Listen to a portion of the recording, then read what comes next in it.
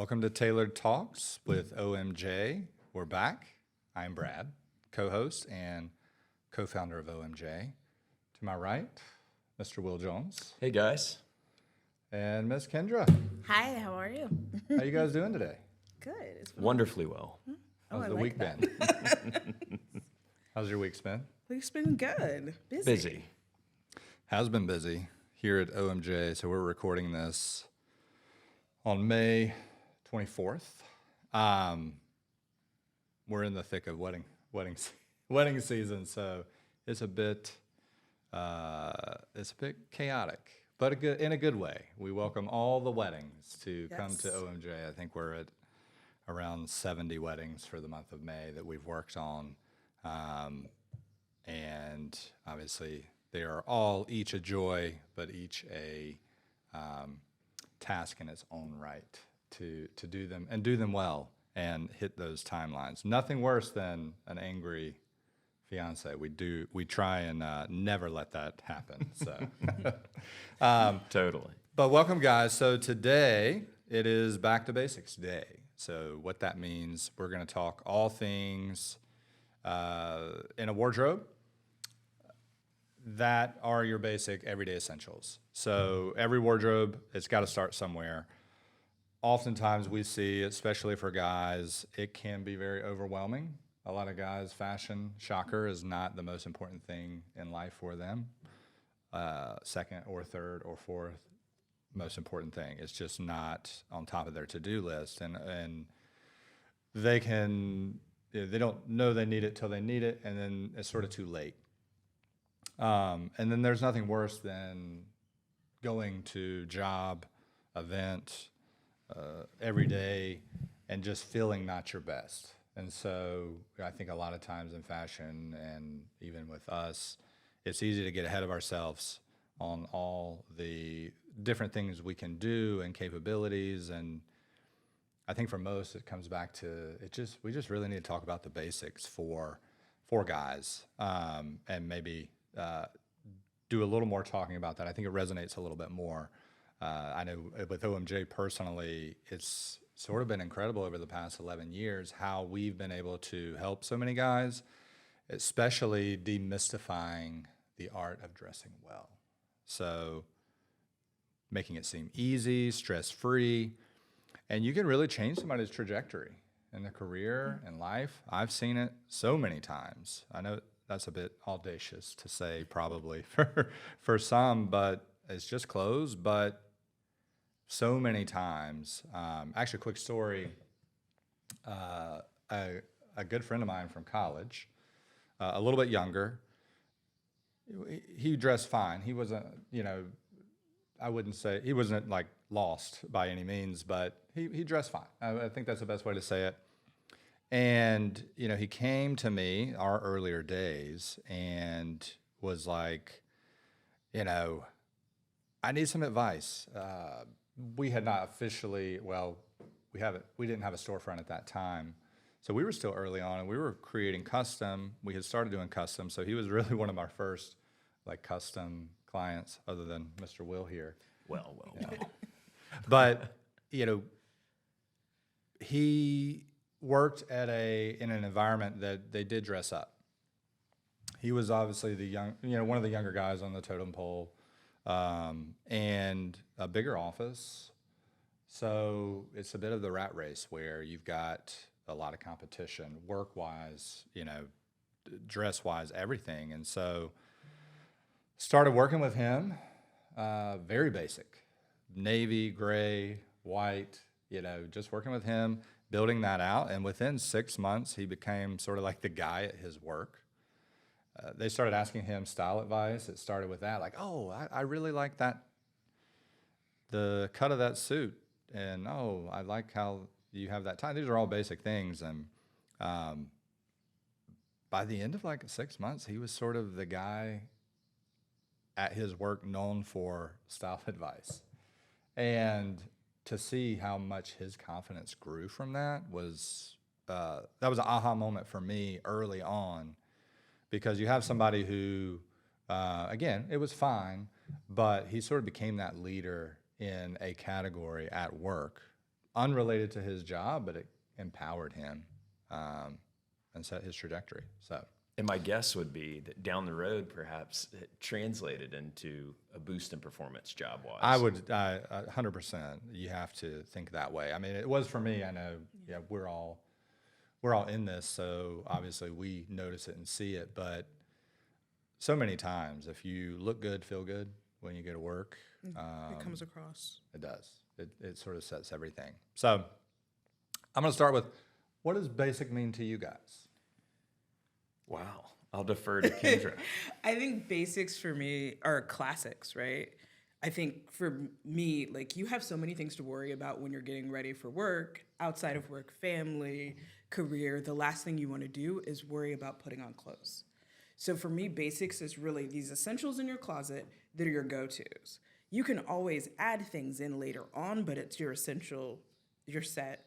Let's say there's just a few things that you always go to of your set clothing. Like, because I think it's important to be ready last minute for whatever you need to be. So whether that be like a sport coat, you need to be ready to go. And I feel like a lot of people forget these things and maybe don't have them because they don't know. So I think it's good we're doing this. Definitely. And I think about versatility as well within one's wardrobe and, having those essential items in your closet to where, and I used to jokingly say this, but in fact, I really mean it, almost blindfolding yourself, being able to walk into your closet. Hopefully you haven't fallen or hitten anything in the process, but, and then, picking out a couple of items and ultimately being able to wear what you choose. Yeah. And, I think that there's a lot that, you can sort of find solace in when you do find those core pieces within your wardrobe that you can rely on, day in and day out. Absolutely.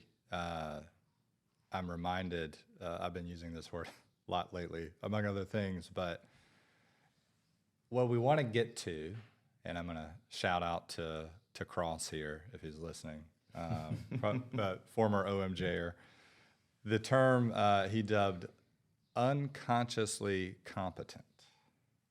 So at first, what does that mean?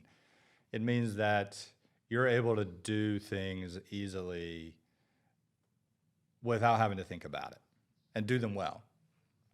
So I think of basics as that. To your point, you don't have to think about what you're going to put on. You don't have to give yourself analysis paralysis where you're not sure if the tie goes with the shirt or the shirt goes with the jacket. It just is easy. Everything you have goes with everything, and you can put together a great outfit without having to think about it. Definitely. Yeah. So I use those sort of examples. I think from an OMJ perspective, that's something we've done really well. I think it's our core ethos. There's a make it simple but significant is sort of our. It is. We did not come up with that. That is what we do live by. I live by personally. It's actually from Mad Men. Imagine that. Go back and listen to episode 2, and we'll expand further on that. But it's from Mad Men, and I think it is simple to think about that. But if you are just keeping it simple, it makes it easy. And through that, as you sort of get comfortable and confident, you're able to create a significant presence. Because you can add on to things when you have your basics. Because it takes time if you have, not to say that everyone doesn't have style, but if you don't have your style honed. A lot don't. I feel like they just don't have it honed. Everybody has their thing. Right. So I think you're exactly right. But from a guy perspective, we think about, you even think about the country, across the country. Yeah.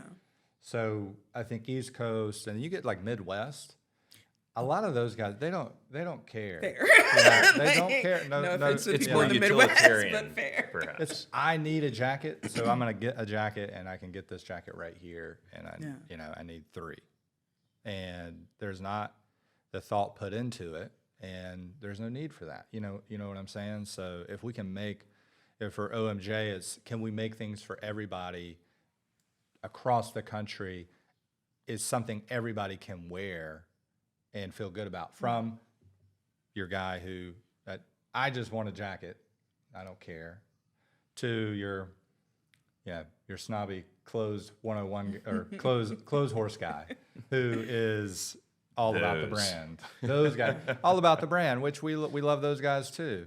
But it's, being inclusive, that's helped us by sort of sticking with the basics, not getting ahead of ourselves.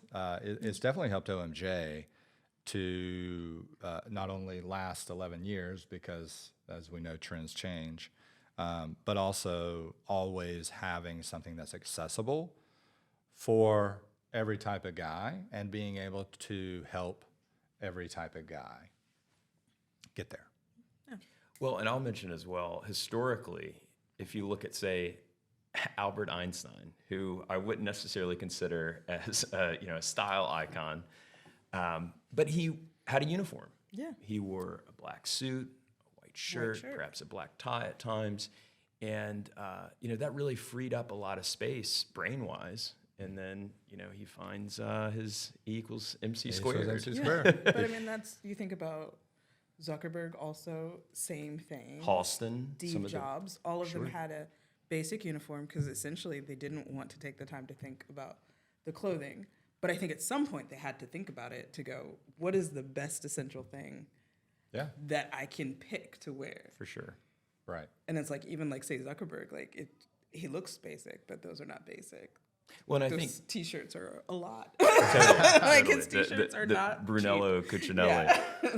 Well, and I think here too, we really cater to more of the peacocks, but also, those Everyday guy. say like an Einstein, if you will, that are looking for, those essential pieces, and then they can build upon it and perhaps become a peacock over time. Perhaps should they go that way? News flash. I'm not a super into fashion guy.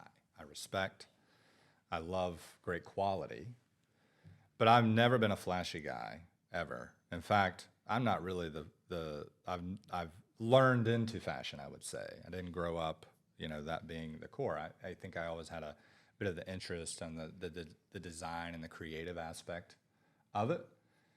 It was there, but I didn't just know how to dress well. Really, honestly, until I met Felipe, I would say. And again, when we started this business, I was not Mr. Fashion. So I'm curious, did Felipe take you aside? Or where were you in the spectrum of this style and clothing? Because you're like, I wasn't until I met Felipe. So what's the story? And I give with yourself that? a little more credit. Yeah, well, and that's why I want to ask that question, because I don't know which way it is. I think it was the basics for me. It's always been about the basics for me. Okay. But he sort of introduced me to fit, brand, I think I was a big, probably Gap guy, I never was really a fan of the logo on stuff. Yeah. The American Eagle logo, I was never a fan of that. So I think growing up in Gastonia, Eastridge Mall did not have a lot of options. Yeah, because it's about access. We did have a Gap. Sure. We had a Gap. And so I remember early on, whites and blues and light blue and, just core things that you could get. And when I went to college, I think, and I'll also, Polo, Ralph Lauren, obviously. But, went to college and I'm exposed to Felipe, who went to Phipps Plaza in Atlanta on the weekends with his family. Yeah. And the world of high fashion. And he knows all about everything. And I'm a big rabbit hole guy, so went down the rabbit hole. But at my core, I say this because it's easy for people outside of this world to say, oh, well, they know how to do it, so it's easy. And it doesn't relate because, it would be like, somebody in finance. Well, they know how to do finance stuff because they're in finance, right? And I'm not, so I'm over here and they're over there. But really, I say that because it should be universal. Everybody can dress really well. You can even start a clothing brand without knowing everything about how to dress. So again, I've learned. So my big thing over the last 11 years has any chance I get to impart my wisdom on guys of all ages to get them more confident, and just communicating it can be really easy. And so we'll be talking about that more with this podcast, and just over the weeks and years as we do it. I think that'll always be an underscoring theme of this podcast. But for today, sort of what I wanted to get into is some Q&A with you guys. I know we've all been in this a long time. So what are some of sometimes we forget the most basic of questions. So I tasked you guys to think about some things you've kind of heard over the years, questions about fashion advice and what you've given.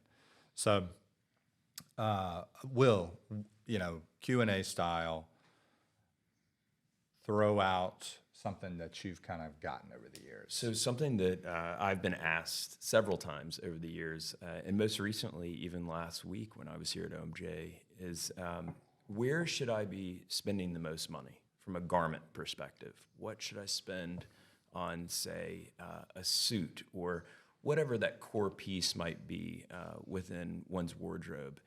And for me, it's about quality versus quantity. So I really try to, impart that, hey, a Navy suit, perhaps a hopsack Navy suit, can lend itself to a lot of versatility within one's wardrobe, and can really pay dividends down the road. You can mix and match with a suit of that nature, and you don't have to necessarily break the bank, but kind of finding a happy medium from a investment standpoint, and just knowing that that particular garment will pay off in myriad ways.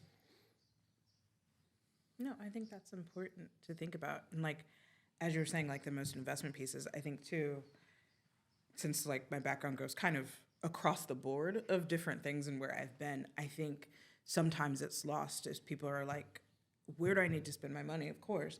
But also, I don't really always think it has to be expensive.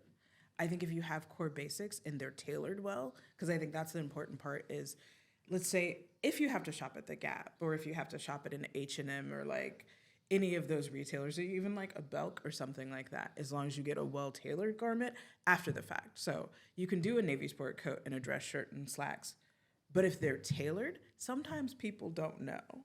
And I think growing up for me, for whatever reason, because I own multi-price points that I shop at just because that's my style.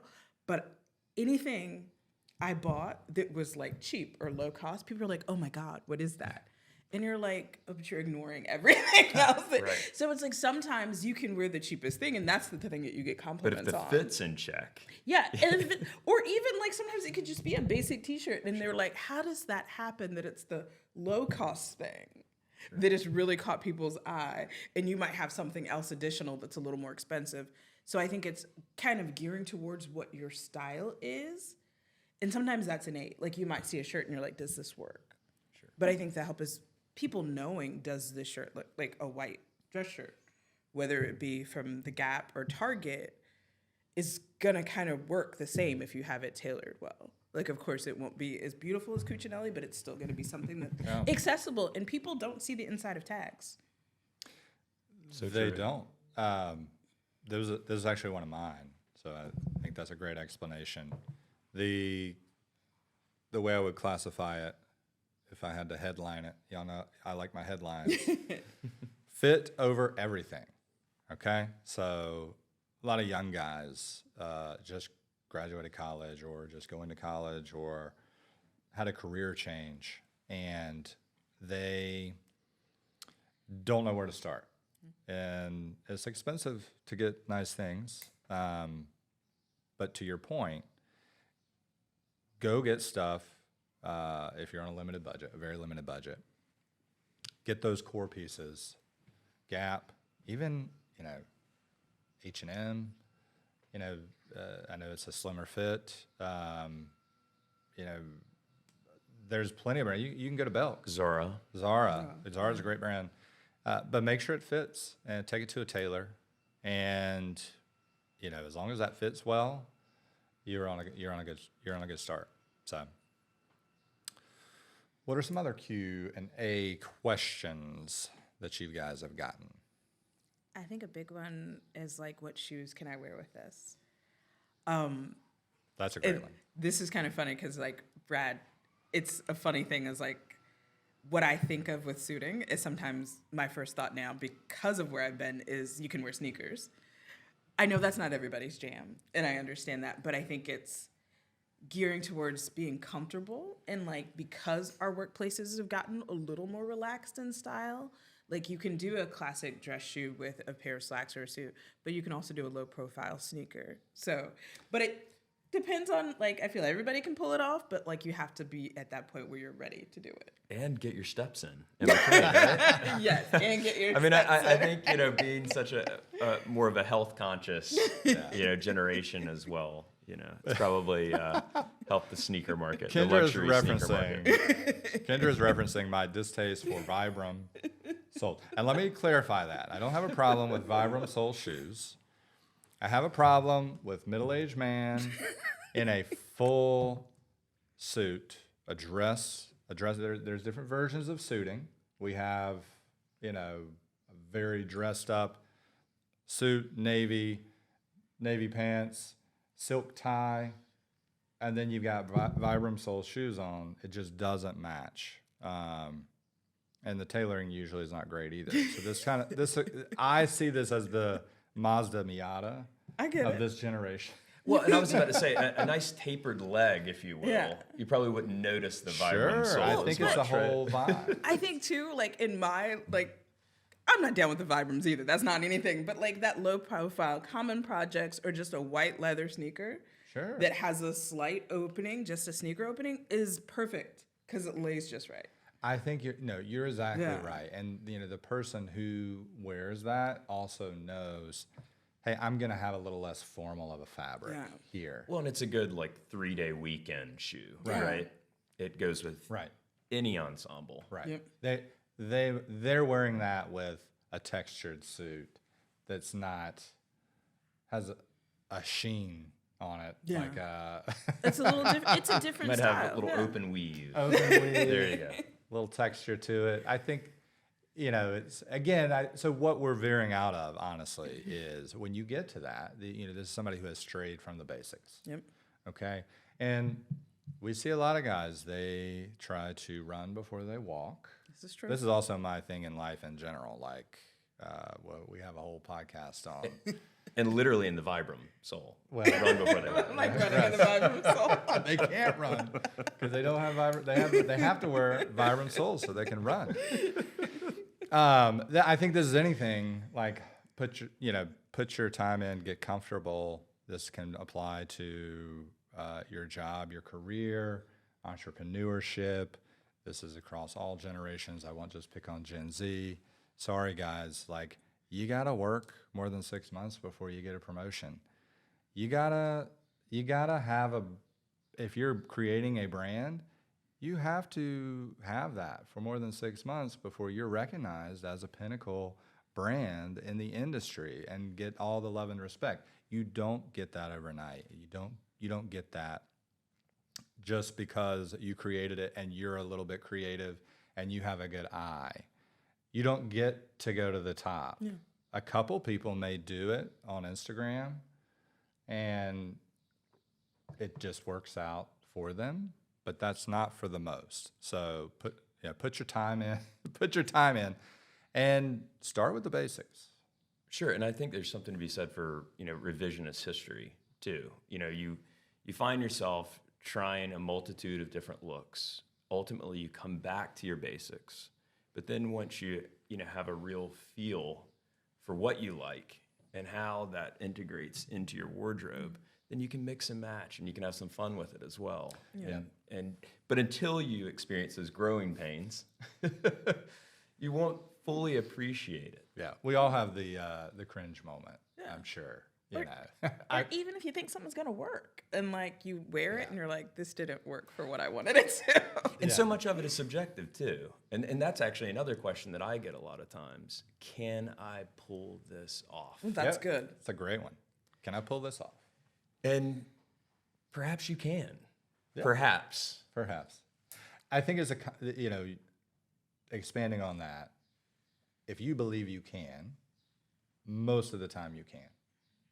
Sure. And I think working within borders too, I don't think you should push it. Like when Right. somebody asks that question, because you get that a lot, like, can I pull this off? Does this make me look silly? And it's like, I think if you feel comfortable in it, but if you put it on, you're like, does this make me look silly? You look silly. You have to ask, if you have to ask the question, Yes, the answer is exactly. probably no. And everybody can get to that point. And I think that goes back to my rant where you got to learn and do it. And the longer you kind of experiment and figure out what your personal style is, you'll get confident and comfortable and kind of knowing what And that really is the operative word, comfortable. Yeah. Right. And even like my personal style is still very basic to this day. I mean, Felipe picks on me all the time. I like what I like. I like things that are timeless, and I like earth tones. There's nothing wrong with You've that. also done your homework. Yes, I do have a few hours on this, but I've never graduated, I guess, if you could say, to a little more flash, which it's just not comfortable for me. Yeah, and I don't think that's your brand. There's a lot of you. clothing guys. They're wired that way, and they look great. I'm not knocking on them, but they can pull it off. They like that. That's their style, their staples, if you will, and they can peacock a little bit more than I like to personally. It's just never been my style. It never will be. I may occasionally have a little burgundy on. Resident Don Draper. Yes. But yeah, it's never really been my style to go too flashy. So I'll never go that route. But I that doesn't mean Brad's over here judging if you do. I commend it. I might even be, dare say, a bit jealous if I see somebody pulling off, a great. We have a red blazer hanging up in the back that so many guys love, and I personally am like, I would never wear that ever. But it looks great on that. So Well, and it makes our jobs more fun as well. Sure, absolutely. Any other questions you guys have gotten? Gosh, I feel like throughout the years there's been There's so many thousands questions. we could go through, but A big question, I think, is probably like, do I always need a jacket? I feel like that one's been kind of interesting because I feel like you don't always need a jacket. Sometimes you can still look a certain way. Like interviews, I feel like jacket definitely. But like day to day for work, because we've gotten so more relaxed, you can do like different style shirts that kind of bring that same presence to it, whether it be like a short sleeve shirt or like a long sleeve shirt with a little slight pattern to it. Because it's like, I think, again, being comfortable is really important. And I think because our day-to-day work has kind of changed and a lot of people are working from home, I feel like that top thing has become more important now. the rule of three is kind of what I think about, because you are right. But think about it in terms of pant and shoes do not count. Shoes do not count for rule of three. But pant and shirt. And so you don't need a jacket, but you want a third piece to that. Yeah. Maybe it's a tie, maybe, again, not my style of vest, but maybe it's a vest. There's some other accessory that you add to that To bring it all together. to bring that out. A big question I've gotten over the years is, how do I dress better for work? So, especially in my career in banking and finance, this was a common question and a common thing I've seen. There was just a Wall Street Journal article about finance bro dress attire that I will certainly commentate on in It's a fantastic. future It is newsletter. But it's a real thing. So there's a lot of folks that they're eager to, hey, I want to dress better, but I don't want to go too far, right? And so my advice has always been, it's different for every job, but my rule is one level up. So if at your work everybody's wearing polos and chinos, wear dress pants and a dress shirt and maybe a sport coat, a more casual sport coat. It would not make sense to walk in a full Navy suit and a tie, and you'd just look silly. So know kind of like what the vibe is. But if you are at a job where a lot of folks are wearing, a sport coat, maybe do dress it up with a suit, But go one level up. If you go one level up, you're always going to be safe. You're always going to sort of be, the top of your fellow coworkers. And you're not being disruptive. Yes, and To you're the not hierarchy, and perhaps. you don't want to stick out as a tryhard either. But I think if you're looking around like, oh, I'm good, I'm wearing the same thing as everybody else, your management sees that too, and so how are they going to know? How are they going to separate you? So it's not a hard rule of you can't dress like everybody else, but if you're wanting to stand out, that's an easy way to do it. It's an easy way to separate yourself. Obviously, your work should speak for itself, but if everybody is wearing khakis and a shirt and a vest, a casual, down vest from, I don't know, Patagonia. Even Montclair. Montclair. I know Montclair is a great brand, but you still look the same. I mean, if that is what you're wearing and everybody else is wearing, and you're just missing an easy opportunity to stand out. I think Well, in finance, finance fashion has become Yes. so ubiquitous, Yes. and so you've got the perfect playing field to differentiate yourself from the pack. And this would be my question, since your background is in finance, how, because my background of course is fashion, but how did that become a staple? Because it really is, you just described what the article said that's a nationwide article that is the uniform, but how? Because it is, I think it's a culture emphasized on work. And a lot of really hard workers in finance, a lot of really smart guys. And so the emphasis is that needs to be easy. Okay. They didn't have this podcast to listen to, obviously. Yes, to direct them. What they're wanting to do is have a basic uniform Okay. that they don't have to think about, so that they can think about the things that actually matter at work. So I get that. I do. But what we're kind of saying is, this is an easy opportunity to stand out. And I know when I was in banking, I had a manager several higher levels up come to me and say, I always notice that you're dressed well, and if I ever am in a pinch and I need somebody to come with me to a presentation or a town hall, a meeting, and I would meet with literally CFO at Bank of America. I worked at Bank of America.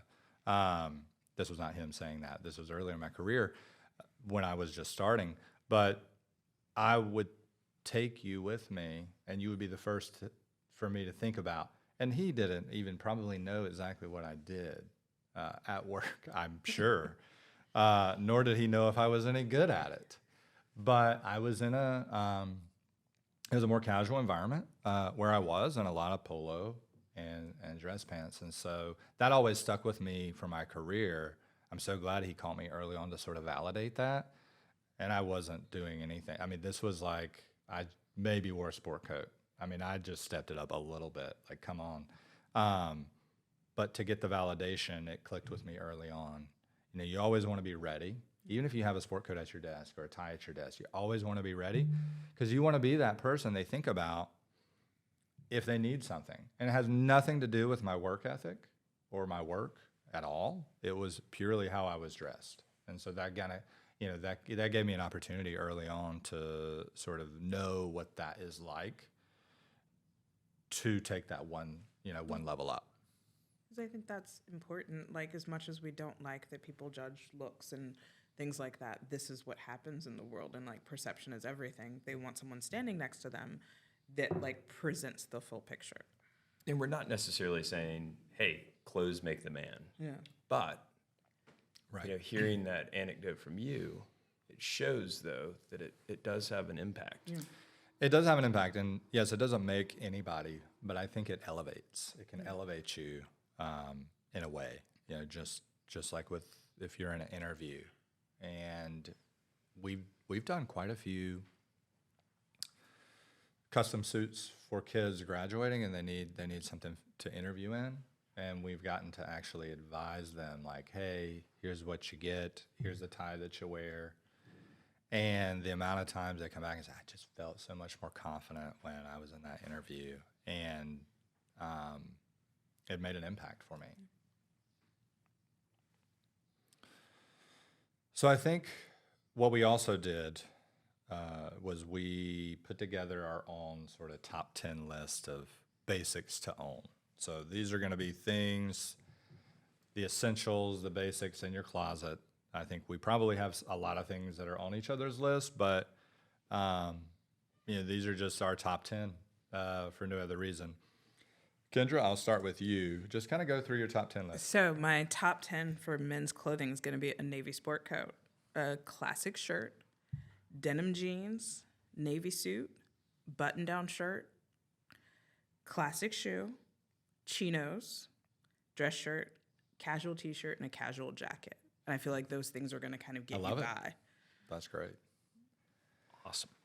And to expand on that, because mine is a variation of that. Same. So with that, what Kendra just listed off, those 10 items, you get, do not check my math on this, but 84 different combinations. Okay, I didn't go that far because Yes. I was not in finance. Was it not 85? This little back of napkin math here. But you get multiple combinations with those 10 things. So you can create sort of 84 different looks to wear. Honestly, you have those 10 things, that's all you need. So I like to, when I'm explaining something for folks, a lot of times I like to take steps backwards and deconstruct it. And so, you start with this big picture idea. Basics are good. Think about the basics. And then you dwindle that down of how do I get to that? And so the point of this exercise is all you need is 10 items and you're ready to go. So it's that easy. You have these 10 items or some variation, and you're good to go. And then you're good to start your journey, and then grow from there. Will? Mine is super similar, and we all keep coming back to this term versatility, and that's probably the most spoken word at OMJ week in and week out. But it is true. The more versatility one can get out of their wardrobe, ultimately the better. So for me, number one being a navy suit, particularly a hop sack suit, so something that has an open weave, something that might have a little texture to it as well, to where you can blend it with other pieces of your wardrobe and not just wear it as more of a formal piece, as in, say, just a standard blue suit. Also, I would look at perhaps getting a sport coat. with a pattern, say houndstooth or Glen plaid, and perhaps in an earth tone as well, to weave into your wardrobe. A white dress shirt you can never go wrong with, and I'd strongly recommend at least having one French cuff white dress shirt in your wardrobe, so that you can dress up for, say, more formal occasions, a la tuxedo, and perhaps you'd want to carry it over to your suiting as well, but also to maybe go for like a medium spread collar with a standard white dress shirt will pay off well, and you can really dress it up or dress it down. Gray trousers, to me, are the most optimal piece with respect to one's wardrobe. You can mix and match gray trousers with any sort of top, whether it be, say, like a blue dress shirt, a white dress shirt, and a crew dress shirt, or perhaps something that has a stripe or a pattern to it as well. A V-neck sweater, whether it be in merino wool or cashmere, I feel like will really serve one's wardrobe. And especially if you've got suiting that's a little darker, perhaps go with a stone color or a camel color in the V-neck. And that also acts as a layering piece, so in colder months, it'll serve you well. Chinos are always a popular option, whether in brown, navy, black. You really can't go wrong with the chino to dress it up or down. Denim's always fun. You can go the selvage route, and you can go with, say, a white even during the summer months, or go darker for a more elevated look for nightlife, perhaps. Loafers for me are key. And whether you want to go the Belgian route, the penny route, the tassel route, you really can't go wrong. And ultimately, if you have a black pair and, say, a brown pair, you could arguably even wear, say, that black pair, a penny loafer perhaps, ultimately shine to the hilt with a tuxedo. Yeah. And so you've got that added, again, that versatility. An overcoat in either blue or black. You can wear it over a T-shirt. Looks fantastic. And then last but not least, ties, pocket squares, watches, the like. Just, a great way of accessorizing, your outfit and bringing a little splash to one's ensemble, suspenders, etc. I love it. Yep. So for my top 10 list, I do have I think a lot of the same things you guys do. So I'll quickly run through it. But I think a navy suit was sort of the pinnacle of mine. And again, as Will mentioned, something with a texture to it, because you can wear that jacket. If it has a little bit of a texture to it, you can wear it. It's easier to wear as a separate, so it doesn't look like you're wearing a suit jacket. So navy suit was sort of my number one. A few of my other ones, white Oxford. So white Oxford button down, you can wear that casually. You can dress it up. Dark denim. So I went maybe I went a little too specific in my list. But if you have one pair of denim, I would say a dark denim. Again, you can dress that up, down. Medium or a dark brown loafer. So I did one dress shoe here, and that dress shoe being you can wear that with your denim. You can wear it with your suit. A navy or burgundy, like grenadine tie, which is like a solid, has a texture to it. That's a great piece. I have a knit polo, so not a golf polo. Those would be fine to have. But I think a dressier polo. But that will give you the ability to wear it and layer it. So you could wear it under a sport coat, or you could wear it just on its own with a pair of jeans or chinos. And a sort of alt blue textured sport coat. So this would be something, an alternate version of navy. So maybe it's a little bit lighter or brighter blue, a little richer blue. Maybe it has a slight pattern to it. A white or light blue dress shirt. And then I also have like a sweater, something that you can pair. Again, you can layer that. You can wear it with just the dress pants of the suit. You can throw a shirt on underneath it. You know, you could throw the white Oxford underneath it. You could wear a tie with it underneath, have that over that. You could wear just a sweater with the suit. You could, you know, all of these things go together. So that is my top 10 list. And I Great. think all of them kind of, we keep saying that Yeah. they're essentials. Like we did this separately, and we all kind Yes. of came up with the same things that And really if you are were to your search basics. top 10 essentials, they probably would say on the internet, Yep. they would probably say some version of the same thing that we just gave you. So anyways, before we close, any bad fashion Ooh, that you've seen, there's lots of bad anything fashions. to stay away from? I think it's fit more than anything. Yeah, Yeah. fit's important. Things to stay away from. I think, and this is going to go against my previous life, but I think kind of doing the most trendiest thing is a mistake. There's nothing more harmful than like, and it's really the weirdest thing. If anybody remembers like the high-end designer in Balenciaga arenas, not to knock anyone that still has those and wears those, but you're talking about $1,095 shoe that was only wearable for a year or two. I feel like I get it. It was on trend. Everybody loved them, but like they didn't make it past.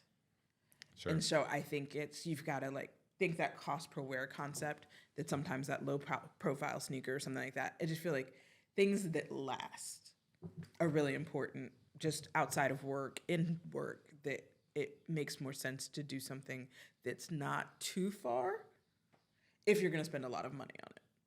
And sustainability wise too. Yeah. You know, how much waste is there for, you know, a lot of your companies making cheap, trendy clothing. Where does that go? You know, And ultimately, less is more. less is more. You yeah. know, and investing in those core pieces, perhaps, you know, you can only spend but so much, but buying the best you can, and, you know, taking care of the garment, and then also ultimately being able to alter the garment. Alter it. It's interesting. So a plug for OMJ. I mean, everything we make will last forever. We haven't tested that because we haven't been around forever. but everybody that I've made stuff for, you're still wearing the first piece. I'm in a of it. jacket that's 9 years old. Yeah.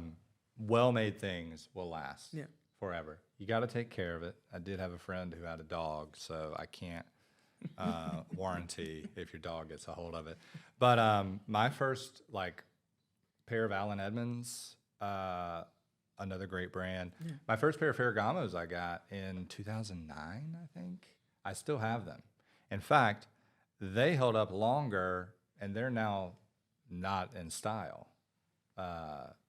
You know, so I don't wear them because they weren't a super basic, simple item. Yeah. But they held up well. And, you know, if you take care of it, you get them resold. So, you know, another thing, if it's well made, even your bigger designers like a Ferragamo, I love Ferragamo. They do have a more simple line of shoes that I do have some of. But, you know, when you're getting something that's a little more on trend and it's well made, it will last, but it's not going to last maybe with what you're wearing. Yeah. So, And you're really losing out on that versatility, Right. too, within Right. the wardrobe. But I think you hit on an important point, is talking about shoes. Like, I know we only did 10, but that's a really big one too, is well-made shoes. That I think are really important as essential because they get you through. shoes, and a lot of also for our men, a lot of women will tell you that's sort of the first thing they'll look Yep. at is I am one of those shoes. women. Well, and not to get Shakespearean, but socks or no socks, that is the question. Yes, I'm a no sock guy. I also admittedly own my own clothing company, so I can get away doing that. I probably wouldn't do that if I was in a boardroom. So dressing for the occasion, I think, would influence that. And I have a pair of Crockett and Jones suede loafers on. It's a great brand. Yep, I've worn these 4 days out of the week for the past 6 months. Yeah, superb. I I'd like to beat them up, see how well they do. They're phenomenal. And they still look new. Yes, I do try to take care of my stuff. So, anything else before we close? I think we've covered it. So, if you first, number one, if you have any questions, we're going to be doing a Q&A mailbag episode, or incorporate that into a future episode coming soon.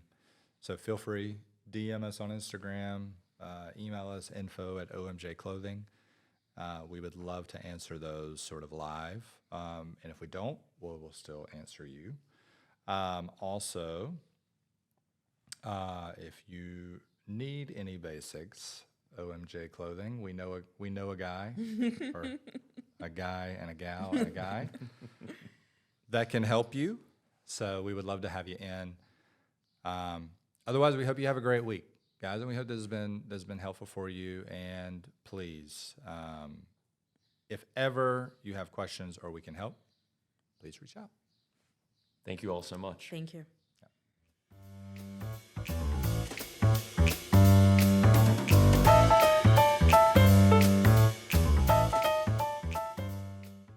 So we have 2 events this weekend going on. So we have the Coca-Cola 600 and the Monaco Grand Prix. So exciting. Do you guys think the fashion's going to be the same? Very little crossover, I'd imagine. But who knows? You know, Lewis Hamilton and Ryan Blaney might be wearing the same ensemble. What about the fans in attendance? I think that's the. I think the fans in Monaco, like at the Grand Prix, are going to be totally different style. I think they're going to go high fashion because I think they're really trying to be a part of that mix. Now, I'm going to admit, I've never been to a NASCAR event. I've been to one or two. Or a Coca-Cola 600. I can promise you there will be no high fashion. If it is, the sleeves will be cut off, and there will be beer, and there will be lots of debauchery. Hey, there's nothing wrong with a vintage Dale Earnhardt T-shirt. Or something. So, do you think I jeans support it. shorts are going to be? Probably. Jorts will be in full Jorts effect. are going to be. I love it. Should be fun. Will they be wearing socks or no socks? Well, we'll have to ask Mr. Shakespeare. Or won't we? shoes. Or shoes at all, yeah, sure.